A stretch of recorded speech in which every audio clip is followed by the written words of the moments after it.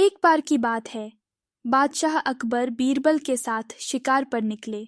उनके साथ एक सेना की एक छोटी सी टुकड़ी और कुछ नौकर भी थे।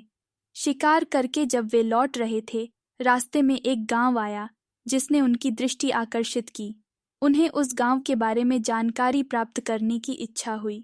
उन्होंने तुरंत बीरबल से पूछ लिया, क्या तुम इस गांव के बारे में कुछ जानते हो? मुझे इस जगह के बारे में जानना है। बीरबल ने उत्तर दिया, महाराज, मैं भी इस गांव के बारे में कुछ नहीं जानता। मैंने भी पहली बार अपने राज्य के इस गांव की ओर यात्रा की है। अगर आपको इस गांव के बारे में जानना है तो मैं किसी से पूछकर बता दूंगा। इस बीच एक व्यक्ति की तरफ बीरबल की दृष्टि गई। उन्होंने उस व्यक्ति को बुलाया और पूछा, भाई, क्या आप इस गांव से हैं? यदि हाँ, तो मुझे इस गांव के बारे में सब कुछ बताइए। क्या यहाँ सब ठीक चल रहा है? व्यक्ति ने मुस्कुराते हुए कहा, हाँ महाराज, मैं यहाँ का निवासी हूँ। यहाँ सब बहुत अच्छा चल रहा है। इसके बाद बादशाह ने पूछा, तुम्हारा नाम क्या है? व्यक्ति ने उत्तर दिया, मेरा नाम गंगा है। राजा ने फिर पूछा, तुम्हारे पिता का नाम क्या है? व्यक्ति ने हंसते हुए उत्तर दिया, मेरे पिता का नाम जमुना है। यह सुनकर बादशाह ने कहा, तो तुम्हारी माता का नाम सरस्वती होगा, है ना?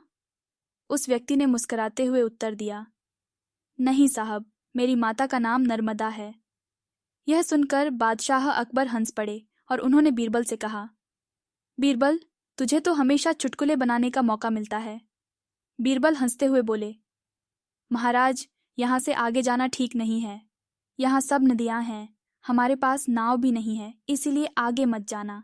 आगे बढ़ने के लिए नाव का होना जरूरी है, नहीं तो हम डूब सकते हैं और हम यहाँ फंस जाएंगे।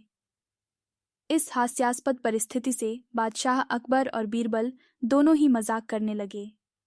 वे व्यक्ति भी हंसते हुए वहां से चला गया। इस कहानी से हमें यह सीख मिलती है कि बीरबल की चतुराई के साथ साथ उन्होंने हमेशा आलस्य और अव्यवस्थितता को चुटकुले के माध्यम से दिलासा दिया।